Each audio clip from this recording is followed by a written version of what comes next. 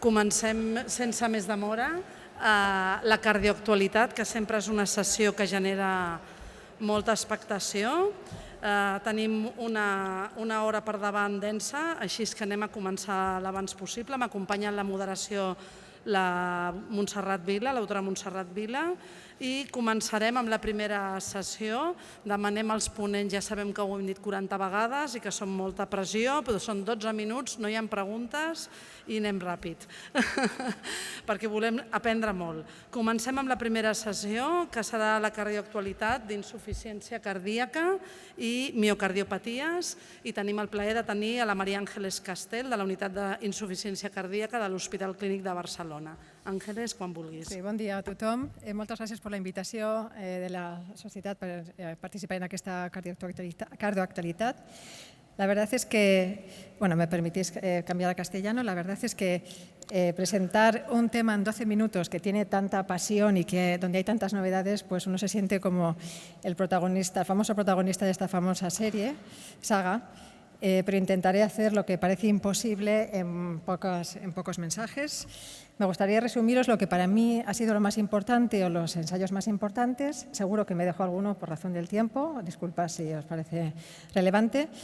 Y este es el esquema de mi charla, novedades en insuficiencia cardíaca con fracción de eyección reducida, con fracción de eyección preservada, las pequeñas novedades de miocardiopatías, una pincelada de lo que son insuficiencia cardíaca avanzada, y me gustaría dejaros un mensaje esperanzador de estrategias de descongestión y monitorización para el futuro.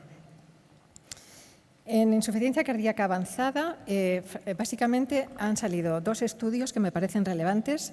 Los fármacos digitálicos como una aparición inesperada, el viriciguat que vuelve al centro del debate y el establecimiento, la introducción precoz de terapia cuádruple como base ya realmente consolidada, especialmente durante los ingresos y especialmente en referencia al fármaco del SGLT2, que ha demostrado un perfil de seguridad muy bueno, de manera que se puede introducir durante los ingresos, teniendo el ingreso por insuficiencia cardíaca aguda como una oportunidad de implementar esta cuádruple terapia, y con un perfil también de bastante seguridad en lo que son los pacientes con insuficiencia renal y en mujeres.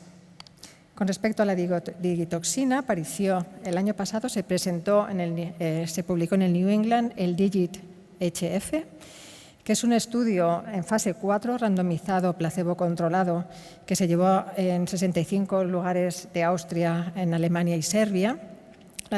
La digitoxina es un fármaco que se utiliza menos que la digoxina, pero sí se utiliza mucho en Alemania, y este estudio fue financiado por el Ministerio alemán y pretendía demostrar la eficacia de la digitoxina versus placebo en pacientes que ya habían estado tratados con terapia máxima optimizada. O sea, es on top de lo que son la terapia cuádruple.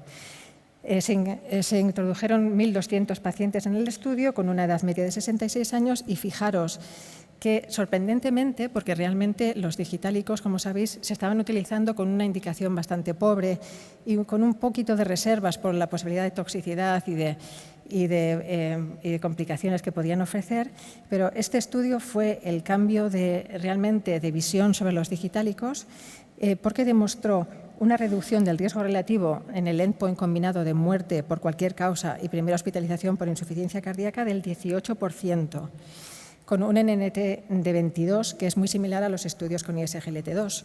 Además, el perfil de seguridad fue muy aceptable, con solamente un 4,7% de pacientes que tuvieron que dejar el fármaco por efectos secundarios, fundamentalmente síntomas digestivos y arritmias. Esto animó mucho a otros investigadores noreuropeos a mirar si pasaba lo mismo con la digoxina. La digoxina es el fármaco que utilizamos en nuestro medio y hicieron un estudio prácticamente igual, pero con dosis bajas de digoxina en pacientes con insuficiencia cardíaca, fracción reducida y máxima medicación ya optimizada, con niveles de digoxinemia que estaban entre 0,5 y 0,9. Y para sorpresa de ellos, no pudieron demostrar el beneficio que había demostrado su hermana, la digitoxina.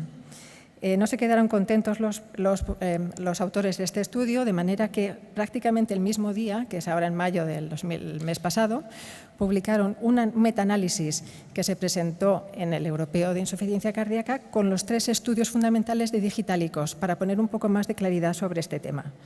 Entonces veis aquí que realmente, incluyendo todos los pacientes que habían sido incluidos desde el primer estudio hace más de 30 años, el digitoxina que se publicó en 2025 y el suyo propio, y vieron que el beneficio total sí que mostraba una reducción del riesgo de hospitalización y de muerte por cualquier causa. Con lo cual, preveemos que pueda suponer un cambio también en las guías clínicas próximas sobre la utilización de digitoxina, de los digitálicos. El segundo fármaco importante es el vericiguat, que, como sabéis, tiene un beneficio en pacientes que han estado descompensados.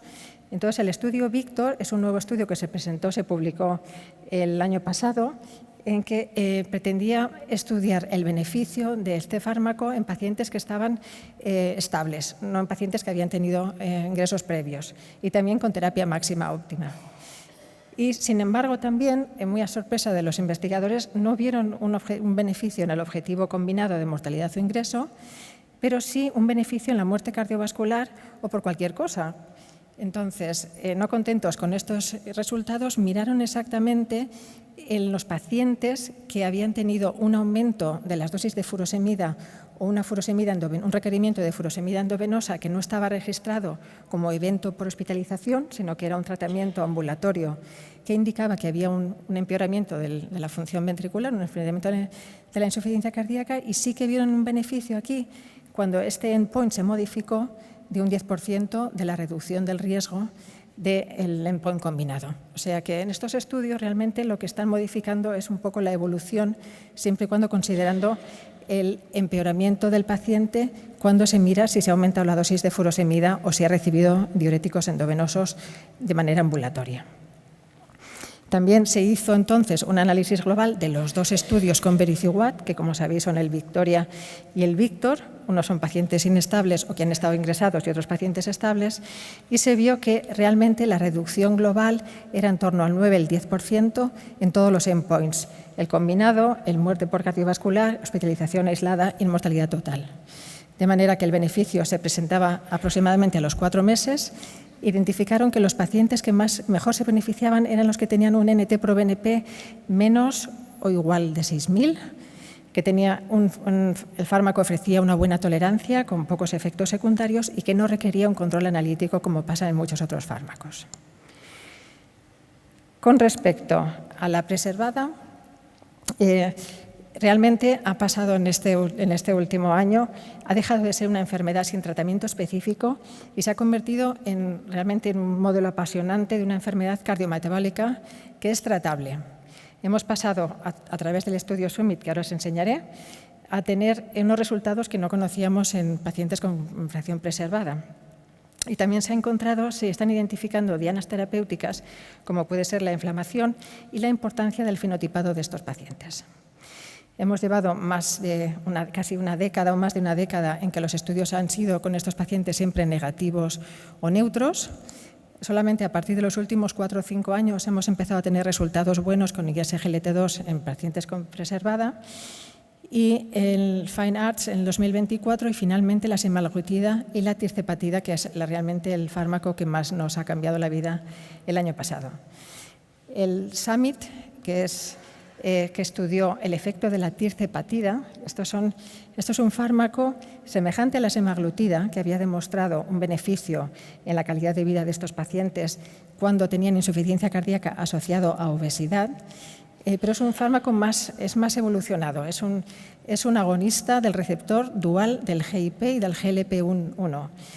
Y se randomizaron los pacientes para ver la eficacia en hospitalización y reingresos, y veis aquí que el efecto que obtuvo fue impresionante, de un 38% de reducción de muerte cardiovascular y eventos de IC. Esto es un endpoint, un resultado buenísimo. Además, los pacientes tenían una mejoría de calidad de vida, funcional, una pérdida ponderal marcada, y la descontinuación del fármaco fue apenas del 6,4%. También vieron en este estudio que las subpoblaciones de riesgo, como pueden ser enfermedad renal crónica, era bien tolerado, incluso tenían una reducción consistente de eventos de IC y una mejoría funcional renal en todos los estratos de la insuficiencia renal. Por tanto, aparece una gran ventana terapéutica y un cambio de mentalidad en pacientes en los que hasta ahora no teníamos apenas estrategias terapéuticas, y sobre todo en aquellos pacientes que identificamos con HFpEF, o sea, con fracción preservada, y con obesidad. Aquí la teoría es que la obesidad, sobre todo la obesidad o el tejido adiposo visceral, provoca una inflamación que crea una resistencia insulínica, una enfermedad renal, que puede producir una disfunción microvascular y llevar a la insuficiencia cardíaca. Y si os fijáis en el gráfico de lo que es el tejido adiposo sano, donde hay un equilibrio de las adipoquinas, y el tejido adiposo inflamado, en el que se produce un desarraigo de este equilibrio, donde los GLP-1, los receptores del GLP-1, como la semaglutida, tendrían un papel, pero son los causantes de la hipertrofia, de la fibrosis y de la retención de sodio. De manera que estamos cambiando de una visión más simple de una enfermedad hemodinámica a una enfermedad metabólica con muchos componentes y muchos lugares donde podemos posiblemente también interceder. Así aparece el fármaco del sotatercept, que es un antagonista de la adipoquina, que precisamente intenta lo que es modular la activina, que es este tejido adiposo visceral que está inflamado. Y se realizó un estudio con este fármaco, un estudio pequeño de unos 50 y pocos pacientes, para pacientes con hipertensión pulmonar secundaria a fracción de eyección preservada, IC preservada. Esto, fijaros, es un colectivo todavía más con más comorbilidad, con peor pronóstico, donde hasta ahora todas las terapias habían fallado, porque los tratamientos de hipertensión pulmonar primaria en aquellos pacientes con insuficiencia cardíaca no habían demostrado beneficio, al contrario. Y entonces se vio cómo el objetivo primario se cumplía con creces, que era la reducción de las presiones, las resistencias pulmonares, pero además en la capilar también se redujo, que era siempre un poco el miedo que se tenían con los vasodilatadores pulmonares. Como objetivos secundarios también se mejoró la calidad de vida, se mejoró el NT-proBNP y se mejoró la clase funcional. Por tanto, cada vez más incidir en la importancia del fenotipado para ver las dianas terapéuticas.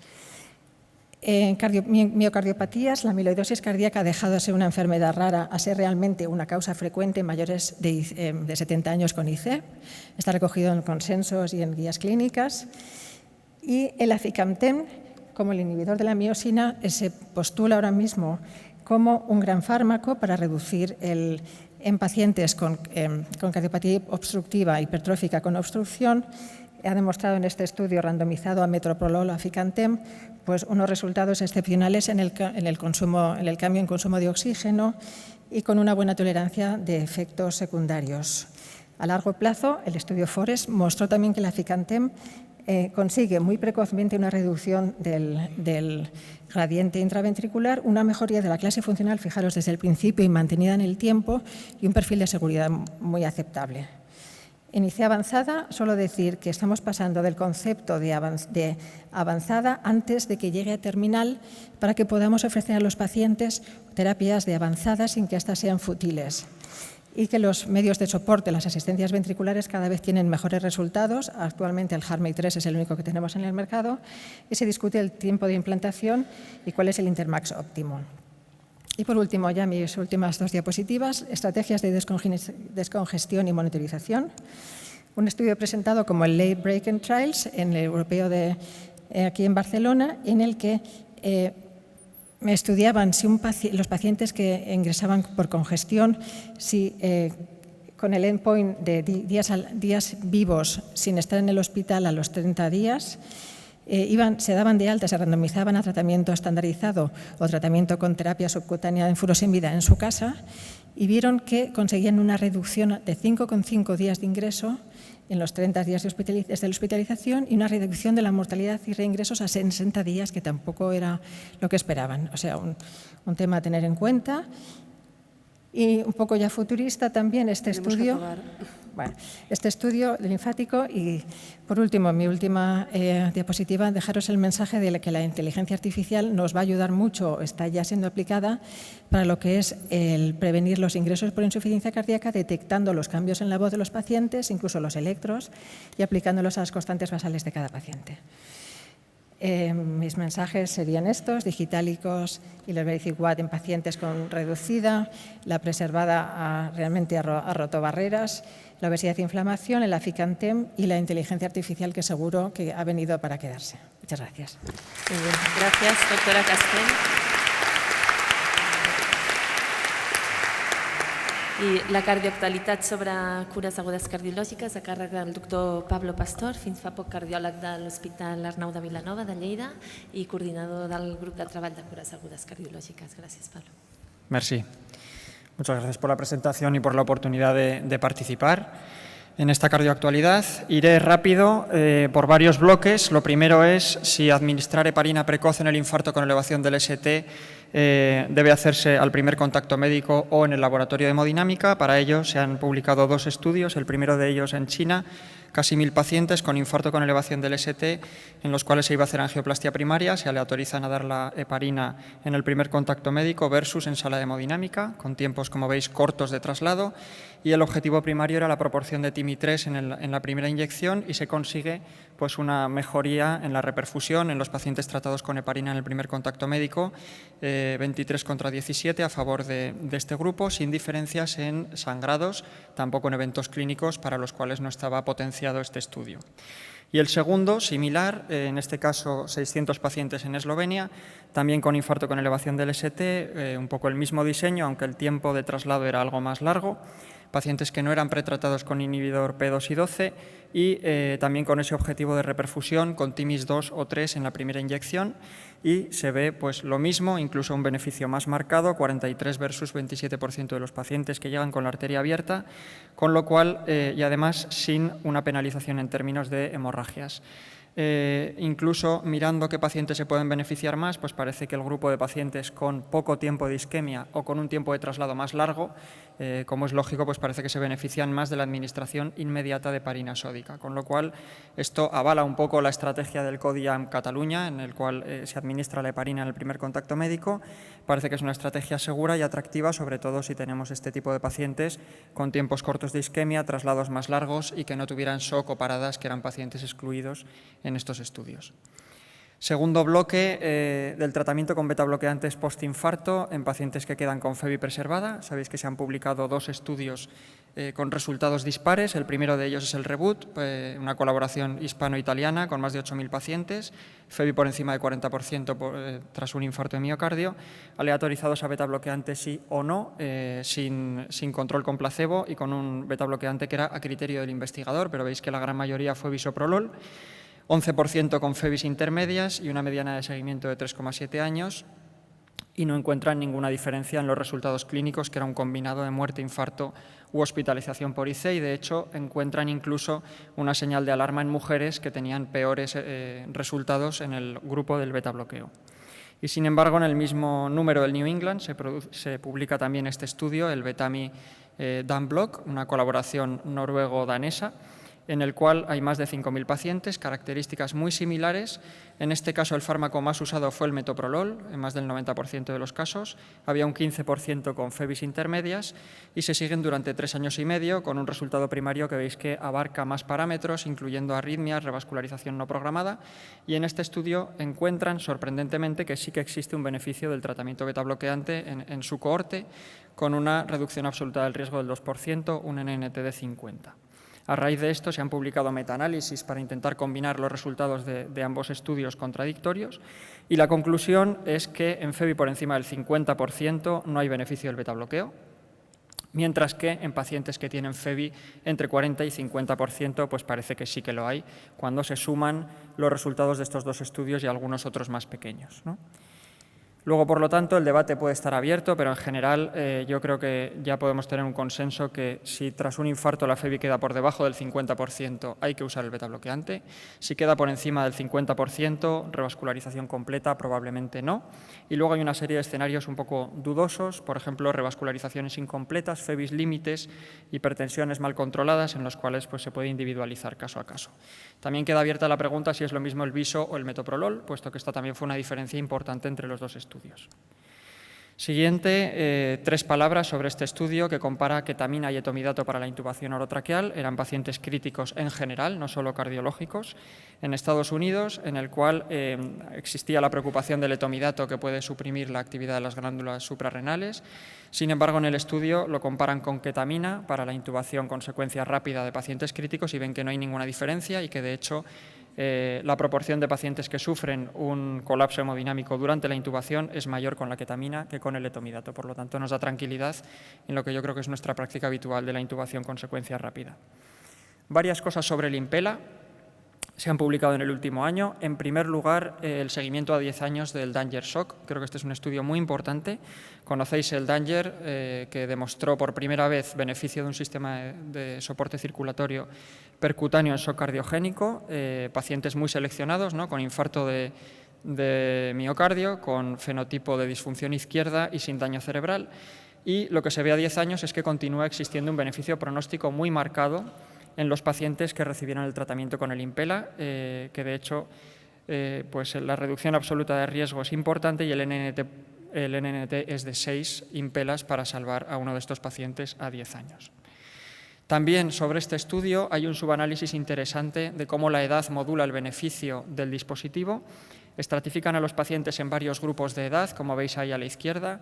Evidentemente, a más edad, mayor mortalidad en el shock cardiogénico, pero lo interesante creo que es la gráfica de la derecha, en la que veis que en pacientes jóvenes el beneficio de este dispositivo de soporte es muy claro, mientras que a medida que los pacientes son más mayores el beneficio se va diluyendo y de hecho a partir de los 77 años veis que las curvas se cruzan y que parece que incluso hay una señal de posible perjuicio. Por lo tanto, Impella en shock cardiogénico sí, pero la edad puede modular bastante el beneficio o perjuicio del dispositivo. Este es un estudio observacional también sobre el dispositivo Impella de Japón, que lo he traído porque la N es bastante grande, son más de 700 pacientes con shock cardiogénico pero no relacionado con el infarto y analizan si el momento del implante del Impella impacta en el pronóstico, separándolos en diferentes grupos según el tiempo entre el ingreso del paciente y el uso del dispositivo. Y lo que se ve es que un uso más precoz se asocia a mejores resultados. En la cohorte en global, pero sobre todo, como veis en la gráfica del medio, especialmente marcado en pacientes con miocarditis, lo cual apoya la hipótesis de que el tiempo puerta-descarga o ingreso-descarga pues es importante y que hacerlo precoz es mejor que hacerlo tarde. Y fuera del shock cardiogénico se han publicado un par de estudios. El primero de ellos es este, pacientes con infarto de miocardio anterior en ausencia de shock cardiogénico, aleatorizados a una estrategia de angioplastia inmediata, o sea, estrategia habitual, versus implante de Impella y demorar la angioplastia media hora, diseño que a mí me parece curioso, y analizan el tamaño del infarto por cardioresonancia. Encuentran que no hay ningún beneficio, cosa que creo que ya era bastante esperable, y que de hecho hay más complicaciones tanto a nivel hemorrágico como del acceso vascular en los pacientes que se someten al Impella. Por lo tanto, Impella en infarto sin shock, pues no. Y por último, este estudio, el CHIP BCIS3, en el cual se testa la hipótesis de que el uso de Impella en angioplastia de alto riesgo puede ser beneficioso. Es un estudio inglés en el cual veis que son pacientes que se van a someter a una angioplastia de riesgo y son realmente pacientes graves, con fracción de eyección por debajo de 30, la mayor parte de ellos con angioplastia sobre tronco común, con técnicas de modificación de placa, lo que solemos considerar pacientes de alto riesgo, y aleatorizan a Impella versus manejo estándar y no encuentran beneficio. De hecho, lo que se ve es una proporción mayor de pacientes que fallecen en el grupo del Impella, aunque no hay significación estadística, pero no se encuentra beneficio pues, en ninguno de los resultados que se valoraron. Por tanto, hemos tenido alguna de cal y alguna de arena con el Impella. En shock cardiogénico postinfarto pues parece que los resultados del Danger Shock se mantienen a 10 años y esto nos anima a usar el dispositivo, pero con el matiz de la edad. Y que en el shock sin infarto un uso precoz parece que se asocia a mejores resultados. Sin embargo, en angioplastia de alto riesgo o infarto sin shock, de momento no tenemos datos favorables a la utilización de este dispositivo. Dos diapositivas en relación con el intervencionismo en tromboembolia pulmonar de moderado a alto riesgo. Se han publicado dos estudios. Este primero de 544 pacientes con parámetros de riesgo con embolismo pulmonar, dilatación de cavidades derechas, se aleatorizan a una estrategia de fibrinólisis local por catéter facilitada con ultrasonidos versus manejo estándar con anticoagulación, y se analizaba este objetivo primario combinado que incluía la descompensación cardiorrespiratoria, y encuentran que el grupo tratamiento pues, tiene menos eventos a expensas de una menor proporción de pacientes que sufren una descompensación cardiorrespiratoria. Luego, si buceas en el apéndice, encuentras que realmente lo único que se reduce con esta estrategia es la puntuación en un score que, como veis ahí, pues, se basa en una serie de constantes, pero los eventos clínicos duros no se reducen realmente en el estudio. Y, en el mismo sentido, el estudio STORM-PE, que es un ensayo clínico de pequeño tamaño, pacientes similares, también con TEP agudo de riesgo intermedio-alto, aleatorizados a anticoagulación o, en este caso, a trombectomía mediante este dispositivo Penumbra. En este caso, el resultado primario era la reducción del ratio ventrículo derecho-ventrículo izquierdo a las 48 horas, o sea, a ver si se reduce el tamaño del ventrículo derecho, y encuentran que se reduce, y esto es estadísticamente significativo, más en el grupo del intervencionismo respecto al grupo anticoagulación. Por tanto, aquí podemos ver el vaso medio lleno, medio vacío. Son resultados positivos, pero en objetivos bastante débiles. No hay demostración de un beneficio clínico en resultados duros y queda debate si hay evidencia suficiente para su aplicación de forma rutinaria o seleccionando a los pacientes. En cuanto a las recomendaciones de guías de práctica clínica, en las que no podemos entrar mucho, pero sí mencionaros que se han publicado guías de miocarditis, haciendo especial hincapié en la resonancia como papel fundamental diagnóstico y reservando la biopsia para casos de alto riesgo e individualizando paciente a paciente el tiempo que tienen que estar sin hacer ejercicio físico tras el evento. Y en cuanto a las guías de resucitación, decir que en el algoritmo de soporte vital básico ha habido un pequeño cambio. Se recomienda ahora que tras encontrar un paciente con bajo nivel de consciencia, primero se avise y luego se compruebe la respiración, cosa que era diferente en guías anteriores. En el soporte vital avanzado, destacar que en la FV refractaria, 3 choques en posición anterolateral fallidos, se recomienda el cambio de vector, pero no apoyan la desfibrilación secuencial doble, a pesar de algún estudio positivo en este sentido, y se deja abierta la puerta a la resucitación extracorpórea en pacientes muy seleccionados. Y en cuanto a los cuidados por resucitación, coronariografía emergente solo si hay elevación del ST o inestabilidad clínica, en general control de temperatura sin hipotermia terapéutica de forma rutinaria y estratificar el pronóstico neurológico siempre de manera diferida y con un estudio multimodal. Deciros también que se ha publicado un documento de consenso de la SEC sobre unidades de cuidados intermedios cardiológicos y que el grupo de trabajo en curas agudas cardiológicas de la Sociedad Catalana de Cardiología ha publicado este trabajo sobre nuestra cohorte de pacientes en parada cardíaca recuperada, que os invito a leer, en el cual vemos que hay una supervivencia aproximadamente del 50%, con una mortalidad que se concentra en la fase inicial. Veis que luego el paciente, si sobrevive los primeros 60 días, en general luego le va muy bien, y como hallazgo interesante, que las mujeres tienen mejor pronóstico que los hombres en nuestra cohorte de parada resucitada. Y que los tiempos de la fase prehospitalaria son los que marcan realmente el pronóstico de estos enfermos. Esto refuerza el trabajo en equipo y pone en valor el trabajo colaborativo que hemos desarrollado durante estos años. Y, por tanto, ya termino. Sobre la heparina en el infarto, administración en primer contacto médico mejora la reperfusión. El betabloqueante postinfarto sí en FEBI menor de 50, no en FEBI mayor de 50. Impela se confirma la eficacia en el shock postinfarto incluso a largo plazo, pero vemos que no es útil en infarto sin shock ni de forma rutinaria en la angioplastia de alto riesgo. En el intervencionismo del TEP, datos positivos pero en resultados blandos, nos falta ver beneficio clínico. Invitaros a leer las guías de miocarditis y de resucitación y poner en valor los resultados del registro PCR-CAT, que ha sido un trabajo del grupo de trabajo. Muchas gracias y paso el testigo a la siguiente ponencia.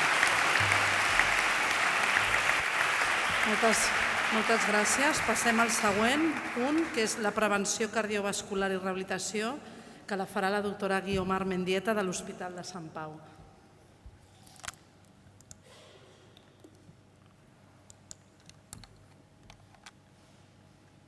Perfecte.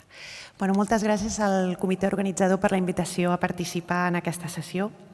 He de dir que l'any en la prevenció cardiovascular, en la meva opinió, ha estat un any important que suposa, jo crec que l'inici d'un punt d'inflexió sobre la manera en la qual percebem l'aterosclerosi i la malaltia cardiovascular.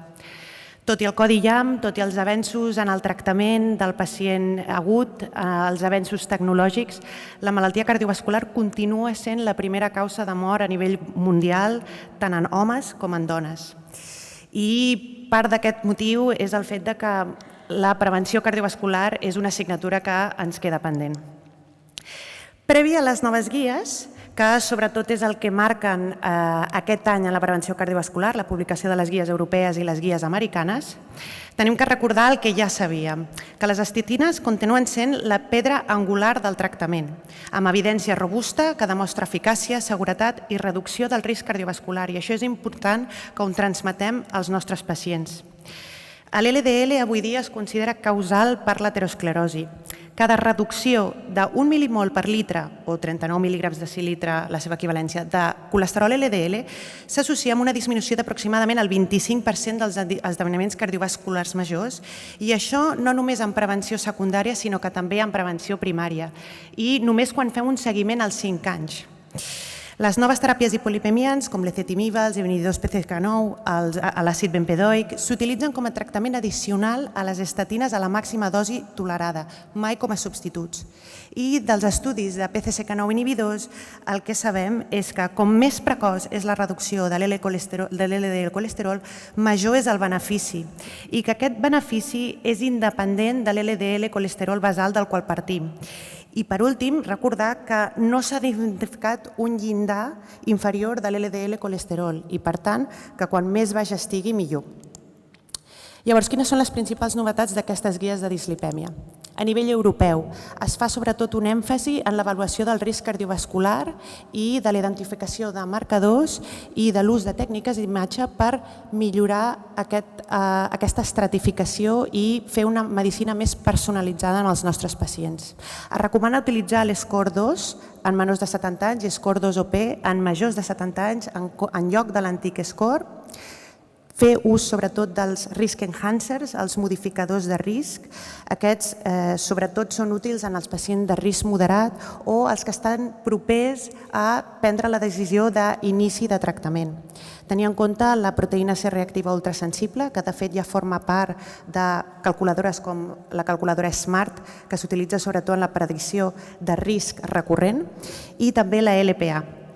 I a nivell de tècniques d'imatge, sobretot fer ús de tècniques com l'ecovascular, per exemple de caròtides, o el calci coronari, sobretot també per transmetre al malalt la necessitat de començar un tractament.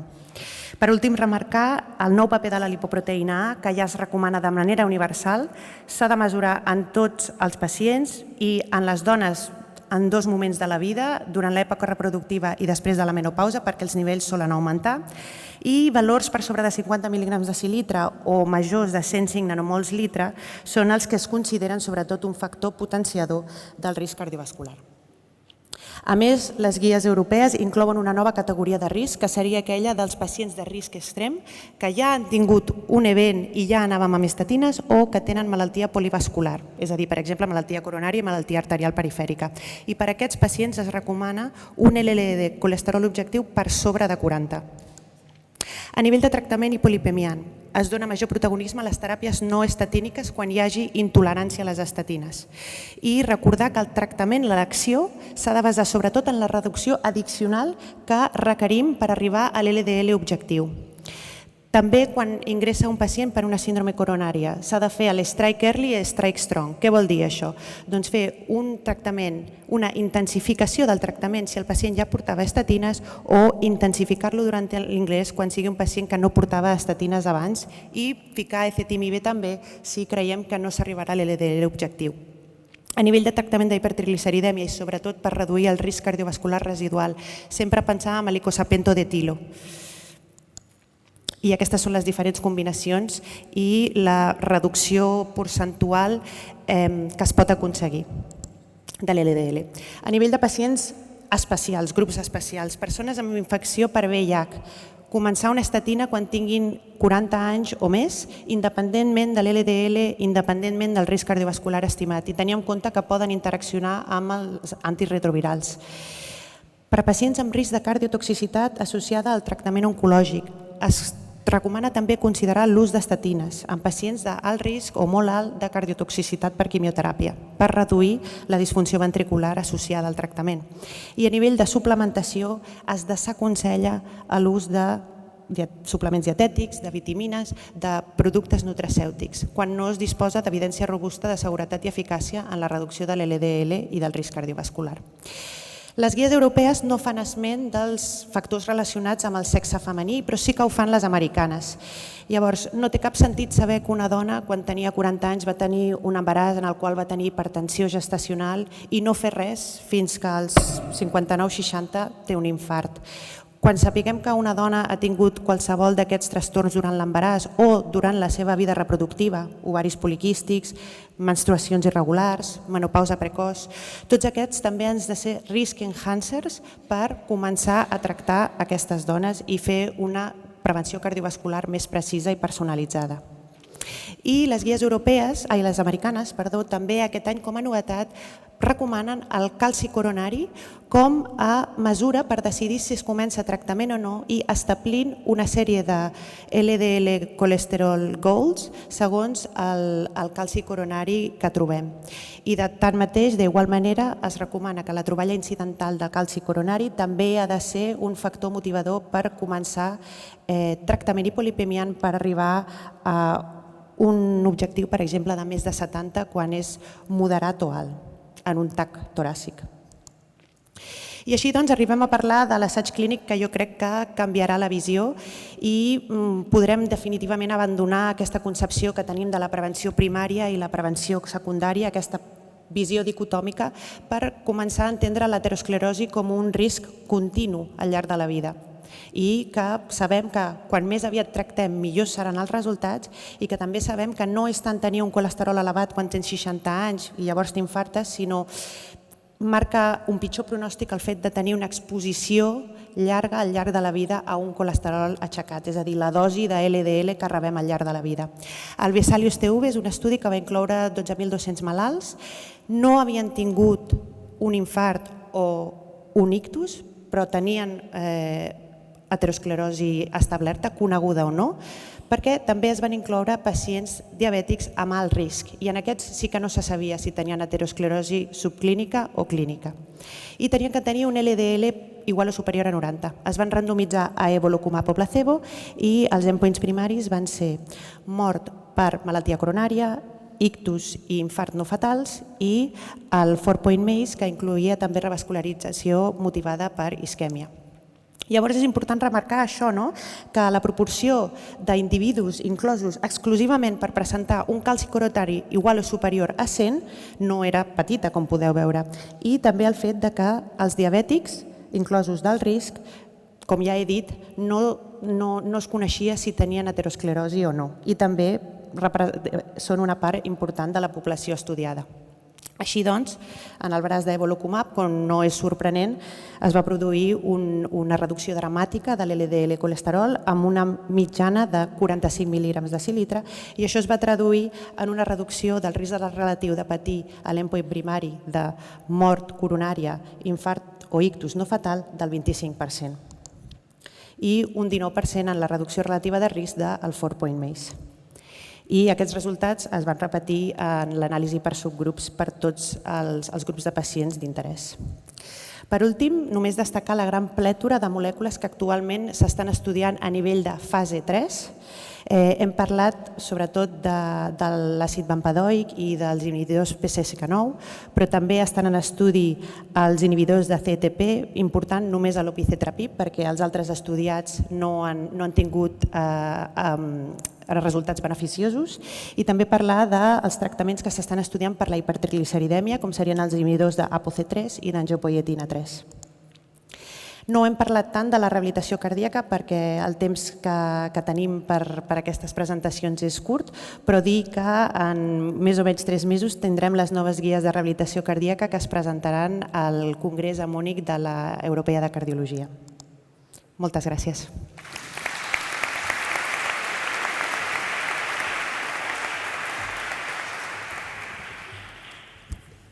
Gràcies, Guiomar. I el doctor Rubén Fernández Galera, de l'Hospital de la Vall d'Hebron, ens farà l'actualització sobre imatge. Moltes gràcies per la invitació a l'organització I, en primer lloc, parlar de que l'estat actual de la imatge cardíaca el podríem resumir en l'era de la multimodalitat, és a dir, passem de pensar en quina tècnica d'imatge utilitzem a quin conjunt de tècniques d'imatge podem utilitzar per a resoldre els problemes. La imatge és transversal, no hi ha un camp de la cardiologia en el qual la imatge no ens aporta alguna cosa, hi ha una permanent innovació tecnològica, ens agrada més o menys, estem en l'era de la intel·ligència artificial, l'estem utilitzant ja a diari en totes les tècniques d'imatge, i per últim ens queda per resoldre un poc el tema de l'equitat, és a dir, si totes les tècniques d'imatge són accessibles per tothom. El primer que m'agradaria destacar d'aquest any és que s'ha publicat l'evolució temporal de l'ús de les tècniques d'imatge en una cohorta americana, en realitat, però es veu perfectament com es veu un increment exponencial de tècniques com el TAC, la ressonància o el PET en substitució d'altres tècniques com l'SPET, que cau, mentre que l'ecocardiograma segueix sent la tècnica de primera línia, la més utilitzada, però no té un augment significatiu en l'última dècada. Això és per la utilització de la ressonància o el PET com a tècniques funcionals, del TAC com a tècnica fonamentalment estructural o per detecció de cardiopatia isquèmica i també de la gamografia, per exemple, per a la detecció de micropaties com l'amiloïdosi, etc. Aquest any també ha sigut un any de presentació de guies i document de consens, i ja hem vist algunes, i en totes elles la imatge juga un paper fonamental. Ja hem parlat en les guies de dislipèmies, l'escore de calç coronari és un factor modificador que ens pot ajudar a reclassificar pacients i a decidir si comencem o no un tractament. En les guies de miocarditis i pericarditis també s'ha comentat que la ressonància ara juga un paper clau, equiparant-se a la biòpsia en quant al diagnòstic definitiu de miocarditis. Això està basat en les tècniques paramètriques de T1, T2 i també del reals tardà. Inclús hi ha uns criteris modificats de Lake-Lewis basats en la ressonància que ens ajuden a establir quan hi ha una miocarditis definitiva. Però si hi ha una guia en la qual la imatge juga un paper fonamental, òbviament és la guia de valvulopaties. Aquí passem d'utilitzar la imatge per a establir la severitat de valvulopatia i per a establir les indicacions de tractament a acompanyar tot el procés assistencial del malalt amb valvulopatia. Estan implicats a l'hora del tractament i també a l'hora de seguiment, formant part de la imatge com a nucli central del HER-Team. I també posa d'èmfasis la utilització de les tècniques multimodals per a la valoració de les valvulopaties. Aspectes així més ressenyables, la diferenciació de la insuficiència mitral funcional en la forma atrial i la forma ventricular. Tenim criteris d'ecocardiografia perfectament definits per a diferenciar un tipus de l'altre, encara que hi ha alguns casos d'overlap. També una cosa que ja utilitzàvem, que era l'escore de calç aòrtic per establir la severitat de l'estenosi aòrtica, passa de ser una eina de recolzament a una eina fonamental per establir la severitat. I també el que jo crec que és més important és que fins ara en la insuficiència tricuspídia es parlava que hi havia indicació d'actuació quan el ventricle dret estava dilatat o disfuncionant, però no teníem uns punts de tall, i a partir d'aquesta guia de valvulopaties sí que tenim ja perfectament definits quins són els punts de talls per parlar de quan hi ha una dilatació severa o una disfunció severa del ventricle dret, i això ens implicarà una actuació. També és important saber el rol de la multimodalitat en el cas del malalt amb polivalvulopatia. Sabem que dos valvulopaties moderades en alguns casos poden tindre el mateix risc que una valvulopatia severa, però això és un repte diagnòstic important perquè la coexistència de dues valvulopaties pot influir en les mesures que utilitzem per a valorar les valvulopaties en les diferents tècniques. L'ecocardiograma segueix sent la tècnica de primera línia, però podem cometre certs errors, i aquest document ens ajuda a utilitzar quina serà la tècnica d'imatge addicional que podrem utilitzar per tal de resoldre el problema i per tal de valorar bé la valvulopatia. Habitualment, combinació d'ecotranstoràcica, ecotransesofàgica, TAC, ressonància, ens detalla molt bé en les diferents valvulopaties quina és la millor tècnica d'imatge a utilitzar. També s'ha publicat aquest nou document de consens multimodal en quant a la miocardiopatia hipertròfica, que també fa molt d'èmfasis en la multimodalitat. Ens defineix perfectament com utilitzar fonamentalment l'eco i la ressonància per al diagnòstic de la malaltia, per a la descripció morfològica, però també novament per a l'estratificació de risc i per a la monitorització del tractament. Ja he dit, fonamentalment eco i reso, però també el TAC i la medicina nuclear en alguns aspectes ens poden ajudar. I una cosa important, que ja es va comentar l'any passat, és que hem de fugir de la generalització i hem d'anar cada cop més a una utilització, a una estratificació més individualitzada. L'any passat va parlar, en aquesta mateixa taula, es va parlar del fenotip especial que implica la hipertròfica apical, que potser no tenim que utilitzar aquest 15 com a punt de tall, i aquest any s'ha publicat aquest treball ja fora de guies, també de documents de consens, perdó, i també molt important que ens ajuda a definir el grau d'hipertròfia estratificat en quant a les característiques demogràfiques d'edat, sexe, talla, etc., de forma similar a com fem en el Z-score de la patologia aòrtica, però aplicat al grossor ventricular, ja que no serà el mateix una dona jove que un adult d'edat avançada per a establir el diagnòstic de miocardiopatia hipertròfica. En quant a la miocardiopatia dilatada, també és important la utilització, evidentment, dels reals tardà. Ja sabem de històrics com el Danis que el reals és important a l'hora d'estratificar el pronòstic d'aquests malalts, però no és només important la presència dels reals, sinó també que hem de fer l'esforç de quantificar aquests reals, i que això ens pot ajudar a modificar l'estratificació de risc del pacient.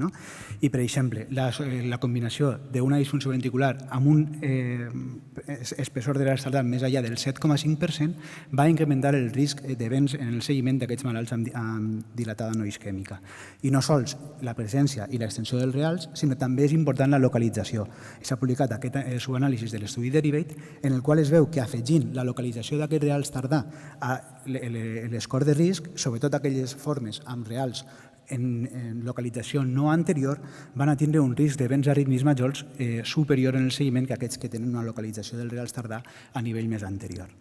També en l'amiloïdosi sabem que hem d'utilitzar les tècniques de deformació, tant per eco com per reso, aplicades al ventricle esquerre, però també, com sabem, és una malaltia que afecta no només al ventricle esquerre, sinó a totes les càmeres cardíaques, i aquest any s'ha publicat aquest metanàlisis de diversos estudis, tant per eco com per reso, que valorarem la deformació miocàrdica tant aplicada al ventricle dret, i tant en ressonància com ecocardio, amb més de 1.700 pacients, un metanàlisi de 18 estudis, ha vist que aquells que tenen una afectació de l'estreny del ventricle dret van a tindre una major mortalitat en el seguiment i una major tassa de reingressos per insuficiència cardíaca. Passant al camp de les valvulopaties, l'any passat es va fer molt d'èmfasis en l'estenosi aòrtica. Aquest any la valvulopatia que més publicacions ha rebut ha sigut la insuficiència aòrtica. Sabem que és una patologia difícil de diagnosticar, especialment per eco, que hem de fer una valoració integrada de molts paràmetres i que molts cops ens comparem a la ressonància com a gold estàndard. Doncs bé, en aquest treball publicat al JAC, en el que es compara una eco i una ressonància amb malalts amb insuficiència aòrtica feta amb 4 hores de diferència, es veu que els paràmetres més concordants amb la severitat de la insuficiència aòrtica, utilitzant com a punt de tall de severitat una facció regurgitant del 50% en la ressonància, que pot ser discutible, però utilitzant aquest comparador, la vena contracta, l'amplada del jet i el remodelat del ventricle esquerre són els paràmetres que més ens ajuden a definir quan la valvulopatia va ser severa. I al igual que fem amb l'estenosi aòrtica, hem de mirar també la repercussió de la insuficiència aòrtica en la resta de càmeres cardíaques. Poden establir una estratificació, un estadiatge de la severitat de la valvulopatia quan no hi ha remodelat ventricular, quan hi ha remodelat ventricular esquerre, que estaríem en un grau 1, quan hi ha afectació ja de l'aurícula esquerra o hi ha insuficiència mitral en un estadi 2 i quan ja hi ha afectació de les cavitats dretes estaríem en un estadi 3. En quant a la insuficiència tricúspide, seguim amb moltes publicacions d'insuficiència tricúspide. Aquest resum de la doctora Han ens parla del paper de la imatge, com ha evolucionat en els últims 10 anys, i al igual que parlàvem en la guia de les valvulopaties, com ens ajuda des del diagnòstic, la caracterització anatòmica de la valvulopatia, però també en el tractament i en la planificació a futur de què podem fer amb aquest pacient i el seguiment per medides d'imatge.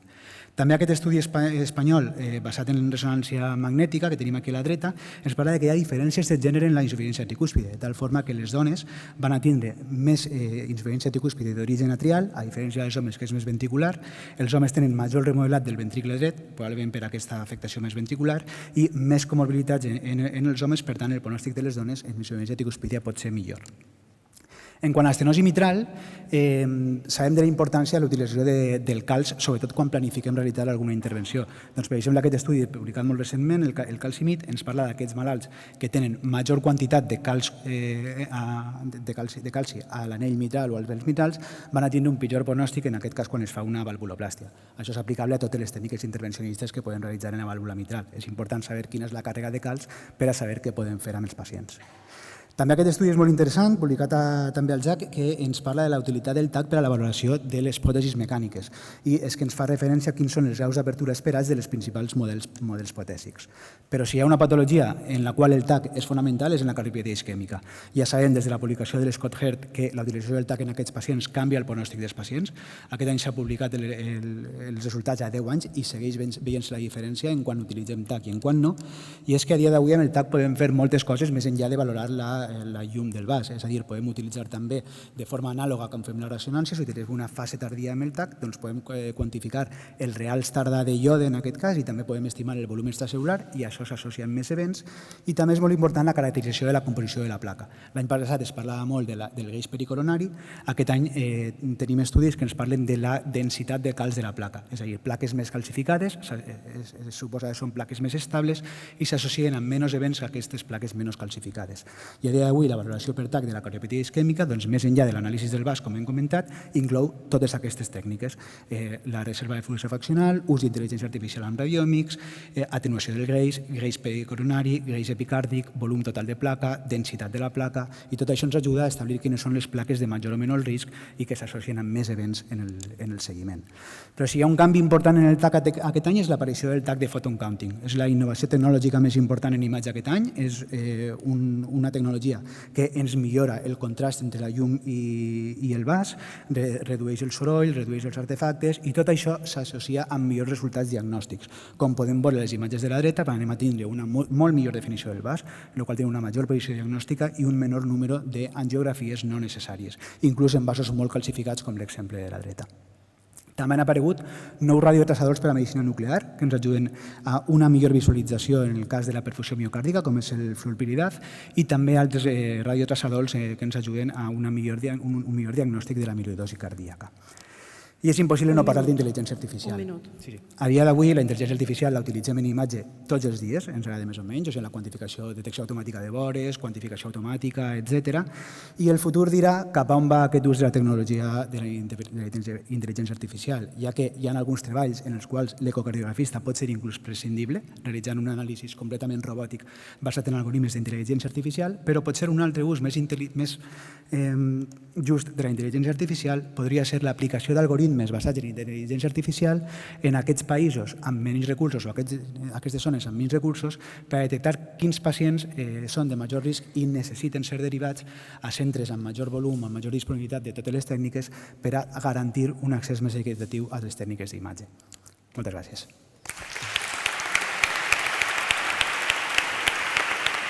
Moltes gràcies, Rubén. Passem al següent, que és el doctor Víctor Agudelo, de l'Hospital Josep Trueta de Girona, que farà la revisió d'hemodinàmica.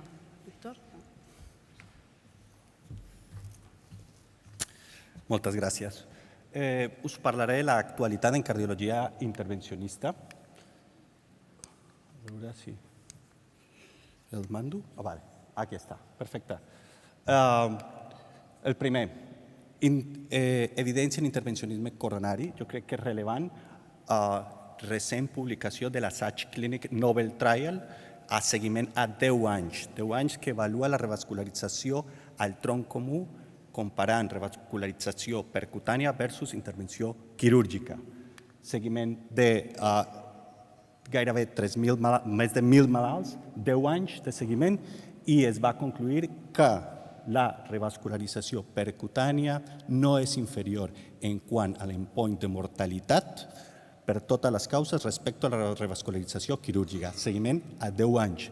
Més recentment, fa un parell de setmanes, es va publicar un metaanàlisi amb els estudis principals que evaluen la revascularització tronc comú i 2 o 3 vasos, quirúrgica versus percutània, 4.000 malalts, estudi Syntax, Precombat, Nobel, seguiment clínic 10 anys, i el que es va veure també, les mateixes dades, no hi ha diferència estadísticament significativa en quant a mortalitat als 10 anys. Evidentment, hi ha altres endpoints secundaris que s'han de considerar. Però al Heart Team ja podem dir que tenim dades bastant sòlides als 10 anys per dir que la revascularització percutània del tronc comú és una alternativa vàlida a la cirurgia cardíaca. Valor farmacoactiu. Està molt de moda ara. Normalment el valor farmacoactiu s'utilitzava tradicionalment per al tractament de la restenosis intraestent, posteriorment, més recentment, tractament de malaltia de petit vas, però ara s'està expandint al tractament de malaltia nativa a vas gran. I què és el vas gran? És un vas de més de 3 mil·límetres, de 3 a 5 mil·límetres. Us poso un exemple meu. Una lesió d'A mitja severa que està al costat d'una zona de milking, com podeu veure. Ahí no agrada posar stents a la zona de milking. Predilatació en valor de tall, dissecció i després tractament amb valor farmacoactiu. Aquest és el resultat final. Hi ha una dissecció molt gran ahí. I no vaig posar stent. Ens hem d'acostumar que al tractament de la malaltia nativa amb valor farmacoactiu tolerar les disseccions sempre i quan no tinguin compromís de flux. Estava una mica assustada en aquell moment, li vaig fer una angiografia de control als 6 mesos i realment m'alegro d'haver utilitzat valor farmacoactiu perquè la zona de milking era molt important. Amb això el que vull dir és que el valor farmacoactiu és una eina molt versàtil pel tractament de la malaltia de VAS natiu. Quina evidència hi ha? Solution Trial és l'assaig clínic més gran recent que hi ha, 3.000 malalts avaluats la meitat a tractament amb valor farmacoactiu, l'altra meitat a stents d'última generació. El valor farmacoactiu era valor liberador de sirolimus. Malauradament, aquest estudi encara no s'ha publicat en revistes, tenim dades dels congressos, els autors van concluir que van assolir el criteri de no inferioritat respecte a target vessel failure, valor farmacoactiu versus estent d'última generació. Hi ha una crítica molt gran a la nostra comunitat perquè els criteris, el marge de no inferioritat va ser massa laxa. Hi ha una crítica a aquest estudi, però és l'única peça d'evidència sòlida per a aquesta cosa que hem fet, per al tractament de la malaltia nativa. I també el que sí vam presentar fa un parell de setmanes també en un subgrup d'aquest assaig clínic és que el valor farmacoactiu sí que té benefici o més benefici que l'estent, sobretot quan la malaltia nativa és més complexa, vol dir 2-3 lesions coronàries o lesions de més de 30 mil·límetres de longitud. D'això ja ha parlat el doctor Pastor, però, un cas clínic, perquè és molt habitual. Impela en PCI del RIC, s'ha de fer? No s'ha de fer? El doctor Pastor ja ha dit que no, estic d'acord. Malalt de 75 anys, factor de risc, FEBI 30%, angina, mínims esforços, fem el cateterisme i té una coronària dreta oclosa, té lesió crítica de la circunflexa proximal i té aquesta descendent anterior severament calcificada en lesions en tàndem. Clar, què fem? Utilitzem Impela o no? La veritat és que nosaltres vam utilitzar Impela. I això va ser un procediment amb rotablator, tècniques de modificació avançada de placa, etc. I aquest va ser el resultat final després de més de 3 hores i mitja de procediment. Es va revascularitzar tot, però van estar molt de temps ahí. L'evidència és aquest estudi que ja ha parlat el doctor Pastor i realment sembla que no hi ha benefici amb l'Impela. De fet, l'Impela té més esdeveniments de mortalitat i sobretot mortalitat cardiovascular al seguiment. Potser aquesta és una peça d'evidència molt important, sobretot pel que es fa en gestió, perquè l'Impela és molt car i això ens ajuda també. Què més? Evidència en intervencionisme estructural, un hot topic, com tots sabeu, el tractament, la utilització de TAVI a malalts amb estenosi aòrtica i baix risc. Aquest és, el nou hot topic que tenim. Per què és rellevant això? És rellevant perquè els malalts de baix risc tenen una supervivència d'almenys 10 anys. I què hem de garantir? Hem de garantir que la vàlvula almenys ha de tenir una duració de 10 anys. Tenim 2 peces d'evidència rellevants, l'estudi Partner 3 amb un seguiment clínic de 7 anys i l'estudi Evolute Low Risk, seguiment 6 anys, ensajos clínics randomitzats, més de 1.000 malalts en cada assaig clínic, i de moment les dades mostren no inferioritat en l'endpoint compuesto de mortalitat, ictus o rehospitalització, de moment. Hi ha una peça d'evidència que és una mica que hem de mirar amb molta cura perquè a l'estudi Low Risk amb vàlvula autoexpandible es va veure més esdeveniments de necessitat de reintervenció a partir del 5è any. I per què? Per insuficiència aòrtica. Insuficiència aòrtica intraprotèsica. I estem mirant això, recentment notícia nova, i això hem d'estar molt atents a aquesta gràfica cap a on va. Què més? De moment, les guies europees fan la recomanació 1A a malalts amb estenosi aòrtica nativa i més de 70 anys, tractament de preferència TAVI. Una altra peça d'evidència, el Champion Trial. El Champion Trial evalua el tractament percutani a l'orelleta, el tancament percutani a l'orelleta esquerra i compara aquest amb tractament amb anticoagulants orals directes. Normalment, el tractament de tancament d'orelleta està reservat per malalts que no toleren l'anticoagulació crònica, però aquest assaig clínic va dir testejarem aquesta tecnologia a malalts que toleren el tractament amb anticoagulació oral crònica. 3.000 malalts randomitzats i endpoint a avaluar era mortalitat per totes les causes, ictus o embòlia sistèmica. No hi ha diferència significativa als dos grups al seguiment als 3 anys, però ull, sí que vam veure més esdeveniments d'ictus una mica més als malalts amb tancament percutani d'orelleta esquerra. El que sí va ser clarament superior el tractament percutani d'orelleta esquerra respecte al tractament amb anticoagulants orals directes va ser els episodis de sagnats rellevants al seguiment, com és lògic. Molt bé. Amb això no està dient que el tancament d'orelleta sigui una alternativa ja clara al tractament anticoagulant directe, sinó que probablement malalts els que tinguin més preocupació per esdeveniments de sagnats, probablement en aquests malalts el tancament d'orelleta serà una alternativa vàlida. I per acabar, noves tècniques d'intervencionisme. L'electrificació. Ara l'electricitat no és només patrimoni dels electrofisiòlegs. Els hemodinamistes ara ens agrada l'electricitat i la utilitzem per moltes coses. Com utilitzem l'electricitat? És la utilització de corrent elèctrica de radiofreqüència a través d'una guia que connectem amb bisturí elèctric per perforar o lacerar estructures cardíaques o vasculars, com podeu veure.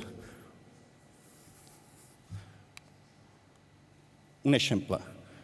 Pacient de 78 anys, pacient nostre de 78 anys, diabètic, malaltia vascular perifèrica, no té accessos vasculars per implant de TAVI. Bueno, són 14-18 frenys que s'han de passar per aquest tipus d'artèries.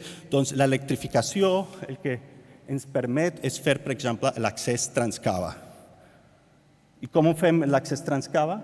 Doncs el que fem és una angiografia primer de la vena cava i de l'aorta, pugem els catèters, la vàlvula, per la vena cava inferior a nivell retroperitoneal, electrifiquem una guia a aquest nivell, perforem la vena cava i després perforem l'aorta. I una vegada perforem l'aorta, avancem una guia i la intercanviem per una guia d'alt suport i aquí es veu que després com es pot avançar un introductor gros, 14 frenys de la vena cava fins l'aorta. I després d'això ja es posa la TAVI as usual. Posa una TAVI i ja està. I després tanquem aquest forat en l'aorta amb un dispositiu amb Platzer de tancament de ductus. I aquest és el resultat final. Per què més serveix l'electrificació? Doncs estem utilitzant l'electrificació en la modificació del vel anterior mitral, per exemple, pel tractament percutani valvular a malalts que li implantaran una vàlvula en posició mitral. Què passa? Quan posem una vàlvula percutània en posició mitral, quan la posem en el vel anterior de la vàlvula mitral, té el risc d'ocloure el tract de sortida del ventricle esquerre. Un minut.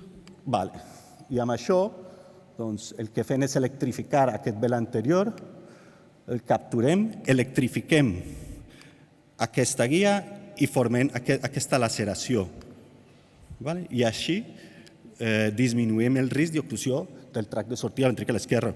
Malalt de 83 anys, FA permanent, portadora de marcapassos, li van fer una substitució aòrtica valvular biològica i tenia una doble lesió mitral severa amb un anell mitral molt calcificat, i el que van fer abans d'implantar una vàlvula va ser aquí, com per veure, desgarrar aquests vels mitrals, i una vegada que es desgarra s'implanta una vàlvula en la posició mitral per evitar això. Aquesta tècnica d'electrificació també es fa per evitar l'oclusió coronària quan implantem una TAVI. Ara els procediments valve-in-valve estan pujant bastant i el risc d'oclusió coronària és molt alt. Hem de lacerar els vels natius o els vels de la vàlvula que tenia abans per evitar l'oclusió coronària. I ho fem de la mateixa manera, en electrificació. Aquest és l'exemple com es fa. Simplement s'electrifica, es rasga el vel i després se posa la nova vàlvula. Per concluir, les dades clíniques de 10 anys de seguiment mostren una revascularització percutània del tronc comú com una alternativa vàlida a la cirurgia. L'ús de valor farmacoactiu en la malaltia de gran base s'està expandint, però estem a l'espera de més dades. L'ús d'impela en l'angioplàstia del risc sembla estar associat a més esdeveniments adversos. La TAVI a pacients de baix risc, estem a l'espera de dades de seguiment als 10 anys. Tancament percutani d'orelleta esquerra, alternativa vàlida als anticoagulants orals directes, i l'electrificació ens està obrint nous camins en la cardiologia intervencionista. Moltes gràcies. Gràcies, Víctor. El doctor Axel Sarrias, de l'Hospital Germans Trias i Pujol, que ens farà l'acord d'actualitat sobre arrítmies.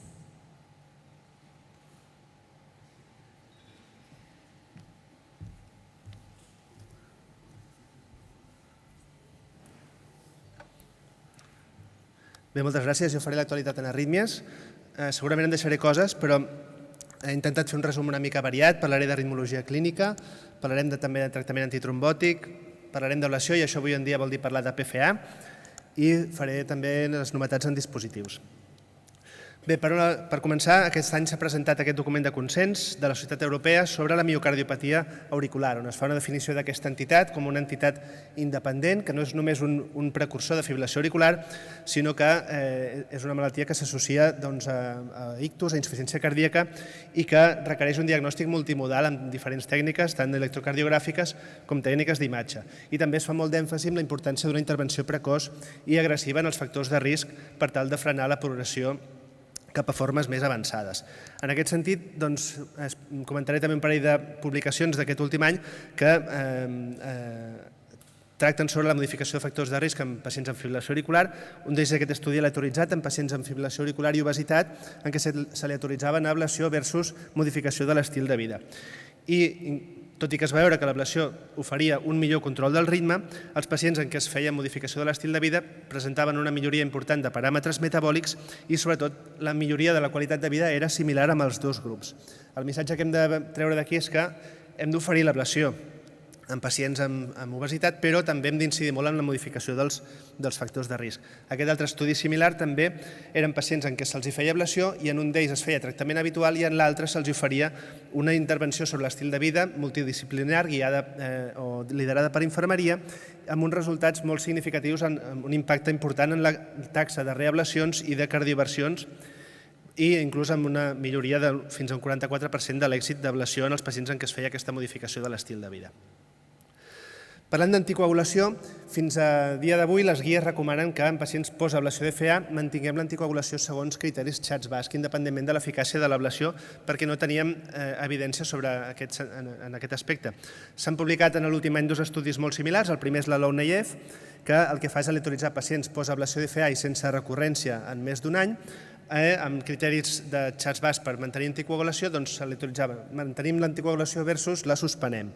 I el que es va veure és que no hi va haver diferències en ictus ni embolisme, sí que els pacients en què es mantenia l'anticoagulant augmentava el sagnat i, sobretot molt important, aquests pacients tenien una taxa molt baixa d'events embòlics.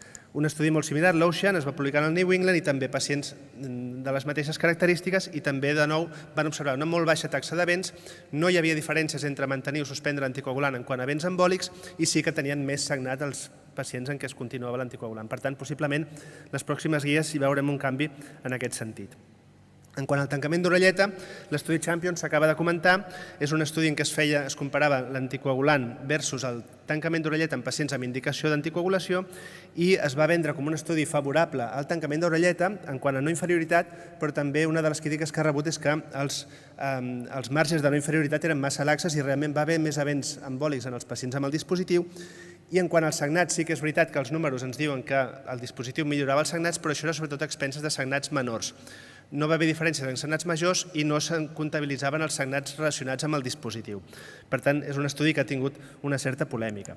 Un altre estudi que s'apropa més a les indicacions que utilitzem nosaltres en els pacients en què indiquem tancament d'orelletes, aquest estudi alemany, en què se li autoritzaven pacients amb fibril·lació auricular amb alt risc de sagnat per un Hasbled més igual o major de 3 o que haguessin tingut ja antecedents de sagnats greus o recurrents. I aquí se li autoritzaven a tancament d'orelleta versus tractament mèdic. Cal dir que molts dels pacients amb tractament mèdic finalment se'ls donava anticoagulació i aquest estudi no va assolir la no inferioritat del tancament d'orelleta. Per tant, diguem que el tancament d'orelleta encara és una tècnica en la qual l'evidència que tenim a dia d'avui és poc robusta i faltaria veure algun estudi que compari tancament d'orelleta versus no tractament en pacients amb contraindicació real per l'anticoagulant. Sobre l'ablació, ja hem vist que en els últims anys ha anat augmentant, s'ha anat popularitzant la tècnica de PFA. Ja, com tots sabeu, la PFA és una tècnica d'ablació no tèrmica que utilitza polsos elèctrics d'alta intensitat per eliminar les cèl·lules miocàrdiques i és altament cardioselectiva, per tant preserva estructures no cardíaques i es considera una tècnica single shot, al igual que la crioablació. Les tècniques single shot ja hem anat veient amb els registres d'ablació que han anat guanyant popularitat i en l'últim registre que tenim, que és el de 2024, ja havien superat les tècniques de punt per punt. Com veieu aquí, en els últims anys, la PFA s'ha anat fent predominant i no tenim encara les dades de l'any 2025, però segurament el pastís tindria un aspecte semblant en aquest. Jo crec que la PFA clarament serà predominant i això anirà relegant les altres tècniques a un paper secundari en l'ablació de fibril·lació auricular.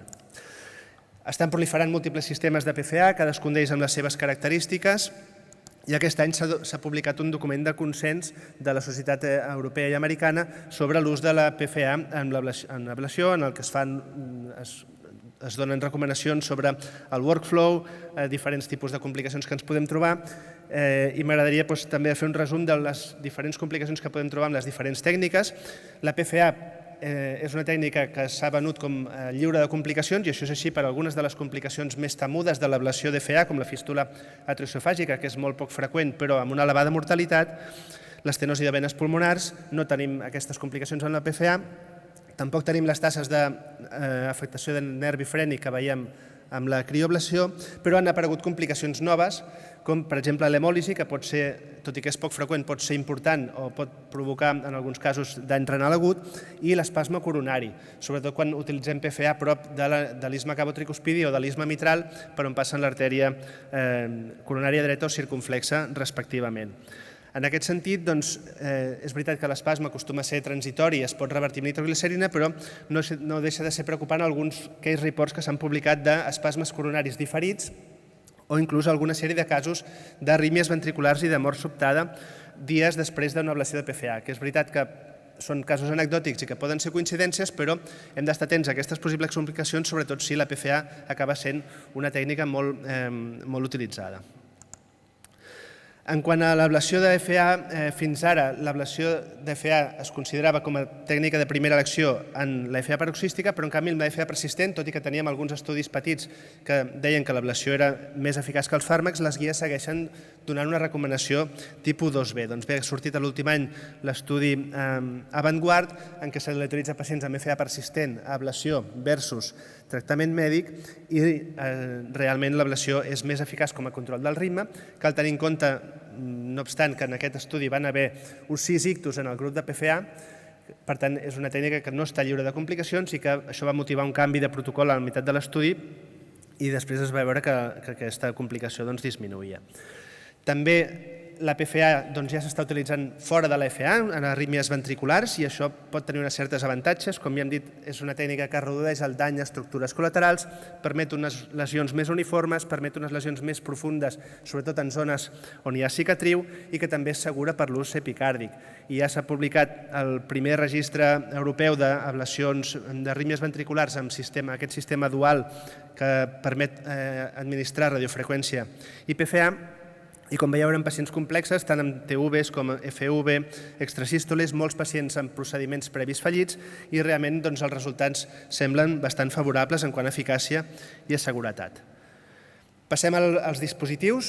Seguim amb la polèmica de l'estimulació de la branca esquerra versus la resincro. L'any passat havien tingut algun estudi que semblava afavorir l'estimulació de branca esquerra, i en canvi aquest any hem tingut 2 estudis més decepcionants. Un d'ells és el Left Bundle, que era liderat pel grup de València, i en aquest estudi que es va aleatoritzar branca esquerra versus estimulació biventricular, es va veure que l'estimulació de branca esquerra tenia uns resultats inferiors. És veritat que va haver una elevada taxa de crossover i això permet, o diguéssim, això fa més difícil d'interpretar els resultats, però tant en l'anàlisi per intenció de tractar com en l'anàlisi per tractament rebut no es va veure superioritat de la branca esquerra respecte a la resincro. Igualment, aquest estudi de Brasil, el FISIO5, que també aleatoritzava branca esquerra versus resincro, i també amb una limitació, que és que molts dels pacients amb estimulació de branca esquerra no es va aconseguir realment estimulació de l'àrea de branca esquerra, però el resultat va ser que l'estimulació biventricular va ser superior a l'estimulació de branca esquerra. Per tant, encara queda feina per fer en aquest sentit, i sobretot això ens recorda l'important que és la selecció de pacients i una tècnica adequada si volem tenir bons resultats. Respecte a l'estimulació sense cables, s'està consolidant ja el marcapàs auricular i bicameral. Ja tenim dades a mitjà termini, en aquest cas de comparar marcapàs bicameral sense cables versus bicameral amb cables, i a 6 mesos veiem una disminució del 40-50% de complicacions i de reintervencions, amb el cas de sense cables. El mateix amb el marcapàs auricular per pacients amb disfunció sinusal. Aquí es compara marcapàs auricular sense cables amb marcapàs bicameral tradicional o amb alguns casos de marcapàs auricular amb cables, i de nou el marcapàs AI sense cable redueix a un any fins a un 60% les complicacions i les reintervencions. Com a novetat també de l'estimulació sense cables, ja tenim un estudi pilot d'estimulació sense cables a la branca esquerra amb aquest dispositiu d'Abbott, que permet fixar-lo en el septe interventricular i arribar a l'endocardi de ventricle esquerre. I tot i que és un primer prototip, amb 19 pacients els resultats semblen bastant prometedors en quant a llindars i en quant a captura de la branca esquerra. Amb DICE tenim també novetats. Han aparegut ja alguns electrodes de desfibrilació que permeten estimular de la branca esquerra. Tenim l'electrode de Medtronic, que ja està disponible en el mercat, i també aviat tindrem el d'Abbott, els dos d'ells amb bons resultats també i amb una eficàcia i seguretat en els estudis preliminars que semblen bastant prometedors. I s'està consolidant també el DAI extravascular, que com sabeu és aquest dispositiu similar al DAI subcutani, però en el que l'electrode va per darrere de l'esternó i permet fer ATP. Ja tenim dades del registre Enlighten amb gairebé 800 pacients i amb un implant exitós en la major part d'ells, sense complicacions importants i amb eficàcia tant en el test de desfibrilació com en el tractament d'arrítmies espontànies. Sí que encara hi ha una taxa de xocs inapropiats relativament alta, però que amb les millories del software sembla que està disminuint. Per tant, ara, quan indiquem un DAI, ja no només hem d'indicar el DAI, sinó que hem de pensar en quin tipus de DAI posarem al pacient, si un DAI transvenós, un DAI subcutani, un DAI extravascular, i això haurem de pensar si el pacient té necessitat d'estimulació. Si és així, haurem d'anar a un dispositiu transvenós amb l'opció d'estimular inclús la branca esquerra ara ja disponible, i si tenim interès en evitar accessos vasculars, l'elecció entre el DAI subcutani i el DAI extravascular que ha de ser individualitzada. I amb el resum de les coses que he comentat ja finalitzo. Moltes gràcies per l'atenció. Moltes gràcies, doctor Sàrries. Passem a l'última presentació, no hem acabat encara, perquè sigui l'última no és la menys important, la doctora Montserrat Rigol, que ens parlarà de l'actualitat en l'últim any en recerca bàsica en cardiologia. Bona tarda. També vull agrair a la Societat Catalana la invitació a aquesta sessió.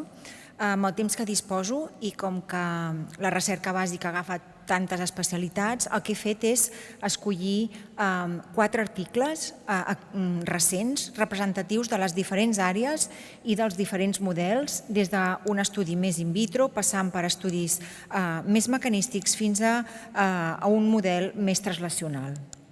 Començant pel primer article, es va publicar al Nature Cardiovascular Research el juny del 2025 i s'emmarca en un canvi important en com abordem la modelització de la malaltia cardíaca. El que vam fer en aquest estudi és utilitzar organoides cardíacs humans, com els que veieu a la imatge. Els organoides cardíacs són models tridimensionals derivats de cèl·lules mare que el que intenten és recapitular l'estructura i la funció cardíaca. Però el principal problema, principal limitació que tenim ara és que molts d'aquests models presenten un fenotip immadur, o sigui que s'assemblen més a un cor fetal que al cor adult. Per tant, en aquest treball el que vam fer és investigar com superar aquesta limitació amb la generació d'organoides cardíacs humans més madurs, amb una aproximació al que seria a un fenotip més adult. Concretament, van partir de cèl·lules mare pluripotents humanes que les van diferenciar cap a un llinatge cardíac. Després aquestes cèl·lules s'autoorganitzaven en estructures tridimensionals i després es sotmetien a un protocol de maduració prolongada específic amb una fase de Winning per tenir-ne a assolir un estat més estable, funcional, que fos més semblant al que és el cor adult. Tenien aquest model un control millor del calci, de la contractilitat, una millor resposta farmacològica i també un fenotip elèctric que sigui funcional. Una vegada desenvolupat el model, vam fer dues aplicacions. D'una banda, quan els organoides derivaven de cèl·lules mare amb certes mutacions, podien estudiar fenotips proarrítmics que no es poden estudiar en models més immadurs, i d'altra banda van utilitzar també el model per estudiar una cardiomiopatia per mutació en desmoplaquina que en reproduïa la fibrosi i també la disfunció cardíaca. Per tant, en conjunt, aquest treball mostra que aquests organoides més madurs, tot i que no repliquen completament el cor humà, sobretot en quant a vascularització i hemodinàmica, són una plataforma versàtil per aplicar en biologia cardíaca, en modelatge i caracterització de la malaltia cardíaca, per estudis farmacològics i, molt important, tenen un gran potencial per reduir l'ús dels models animals. El segon article que he escollit es va publicar al JACC Basic to Translational Science el febrer del 2025 i va estudiar el paper de la inflamació en el desenvolupament de la fibrilació auricular i la insuficiència cardíaca amb disfunció diastòlica. Concretament, el que vam fer és obtenir fibroblastes auriculars humans de pacients amb fibrilació auricular i per tècniques de biologia molecular van observar que hi havia una activació de l'inflamosoma NLRP3, que és un complex intracel·lular que regula la resposta inflamatòria. Després, per tastar-ne la causalitat, el que vam fer és desenvolupar un model en ratolí amb activació específica d'aquest inflamosoma amb fibroblastes cardíacs. I finalment en van fer una caracterització multimodal amb ecocardiografia, estudis electrofisiològics i també de la funció dels fibroblastes per entendre'n el mecanisme. I el que van observar principalment és que en aquests animals modificats genèticament amb activació d'aquest inflamosoma hi havia una clara dilatació auricular que s'associava també en un increment significatiu de la fibrosi tant en aurícules com en ventricles. A nivell elèctric van observar que hi havia una disminució significativa de la velocitat de conducció i també s'associava a una desorganització de les connexines. I finalment van observar també que en aquests animals modificats genèticament hi havia un increment en la incidència de fibrilació auricular i els animals desenvolupaven insuficiència cardíaca amb disfunció diastòlica. Per tant, en resum, aquest treball el que va fer és identificar l'activació d'aquest inflamasoma en els fibroblastes cardíacs com un mecanisme clau en el desenvolupament de la fibrilació auricular i la insuficiència cardíaca amb disfunció diastòlica i ens suggereixen com una nova possible diana terapèutica en el remodelat cardíac. El tercer article que he escollit es va publicar en el Basic Research in Cardiology a l'agost del 2025 i en aquest cas també van estudiar la inflamació, però postinfart i centrant-se en el paper dels macròfags. En aquest estudi van utilitzar ratolins modificats genèticament en els quals hi havia una inactivació de la proteïna FTO en els macròfags, de manera que aquests macròfags no es podien transformar a un perfil més antiinflamatori. I en aquests animals, modificats genèticament i també en ratolins wild type normals, els hi van induir un infart de miocardi mitjançant una lligadura de l'artèria descendent anterior. I després els animals es randomitzaven a dieta estàndard o a tractament amb alfa-cetogluterat, que és un metabòlit del cicle de Krebs que està implicat en la resposta inflamatòria. I llavors en van fer estudis ecocardiogràfics, histològics i de citometria de flux. I en conjunt el que van trobar és que en els animals no modificats genèticament, en els wild types, tractats amb alfa-cetogluterat, hi havia una millora de la funció cardíaca després de l'infart. I també s'associava en aquests animals amb una reducció significativa de la fibrosi miocàrdica. A nivell de la resposta inflamatòria, que és clau en el procés de reparació, el que van observar és que també en aquests animals tractats amb l'alfa-cetogluterat hi havia una reducció significativa dels macròfags proinflamatoris i un augment dels antiinflamatoris, sobretot en les primeres fases del tractament amb l'alfa-cetogluterat. I quan van estudiar els animals modificats genèticament sense la proteïna FTO, el que van observar és que la millora de la funció cardíaca observada en els animals normals es reduïa significativament. I de la mateixa manera, els efectes sobre la fibrosi també s'atenuaven significativament i la polarització dels macròfags cap a un perfil antiinflamatori també s'atenuava parcialment. Per tant, en conjunt, aquest treball el que va mostrar és que l'alfa-cetogluterat té un efecte cardioprotector després de l'infart, que està modulat pels macròfags, depenent de la proteïna FTO, i tot i que és un estudi encara mecanístic, en un model d'animal petit, obre la porta a futurs estudis translacionals per estudiar-ne l'aplicabilitat clínica. I finalment, el darrer article es va publicar al JACC, Basic to Translational Science, al gener de l'any passat, i en aquest cas van estudiar l'efecte del suport mecànic transvalvular sostingut sobre el remodelat cardíac en un model d'insuficiència cardíaca de causa isquèmica. Concretament van utilitzar un model d'ovella d'insuficiència cardíaca que van obtenir-lo fent una combinació d'una oclusió seguida de reperfusió de l'artèria descendent anterior amb lligadures permanents de dues branques diagonals. Al cap de 2 mesos de seguiment i desenvolupament de disfunció ventricular, els animals es van randomitzar a descàrrega ventricular sostinguda transvalvular amb impel·la o al grup sham control sense la descàrrega. I després en van fer estudis d'imatge amb ressonància magnètica i també estudis d'histologia.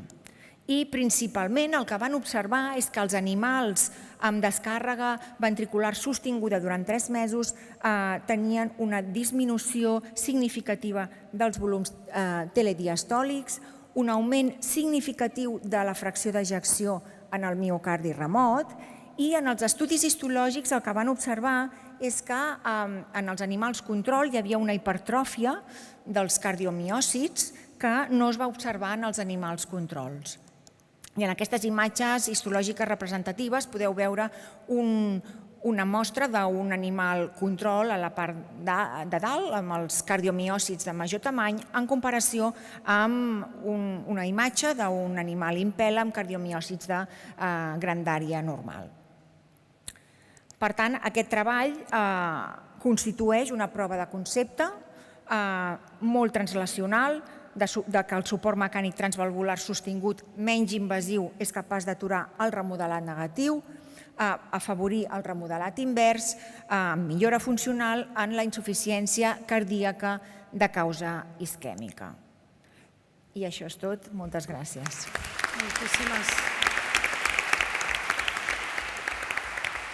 Moltíssimes gràcies, doctora Rigol.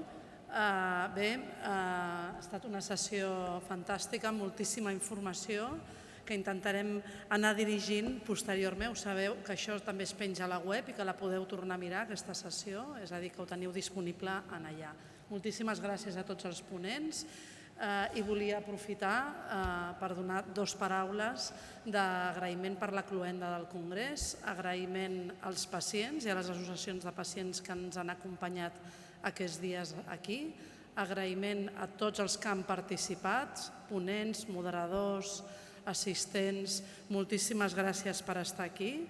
Agraïment a la indústria, ja hem comentat amb els socis la importància del suport de la indústria sense els quals no podríem fer totes aquestes activitats. Agraïment a Pacífico, que sempre col·labora amb nosaltres per dur a terme aquest congrés. Agraïment a tots els membres de la Junta, a tots els meus companys durant aquest any, els que estan, els que entren, els que surten i els que es queden. I, finalment, m'agradaria demanar-vos la vostra col·laboració i la de les dues vicepresidentes. Demanaria un fort agraïment i us demanaríem un fort aplaudiment per les dues secretàries de la societat, que volem que pugin aquí, ho sento, però voleu que venim, i que els feu un fort aplaudiment mentre els donem un petit detall de part dels companys de la Junta de la Societat Catalana. La Conxa i la Marta, sense les quals això no existiria.